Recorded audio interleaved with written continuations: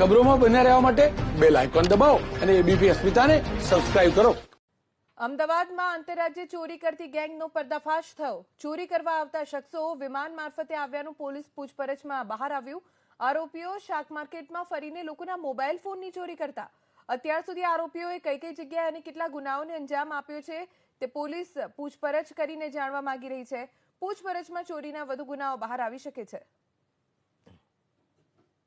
દુર્ગાકરમ અને વિક્રમકુમાર તેઓ બાયપ્લેન ચોરી કરવા આવેલા હોવાનું જાણવા મળેલ છે અને આ લોકો ગુજરાતમાં ભીડભાડવાળી જગ્યાઓ ઉપર જઈ અને ધક્કામુક્કી કરી અને ટાર્ગેટ નક્કી કરે અને ટાર્ગેટનું ધ્યાન ડાયવર્ટ થાય એ રીતે જે કાયદાના સંઘર્ષમાં આવેલા બાળકો મારફતે ફોન શેરવી લેવાનું કામ કરતા હોવાનું તપાસ દરમિયાન જાણવા મળેલ છે અને જેમાં વડોદરા શહેર અને અમદાવાદ શહેરની અલગ અલગ જગ્યાઓએ ચોરી કરેલ હોવાનું તપાસ દરમિયાન જાણવા મળેલ છે.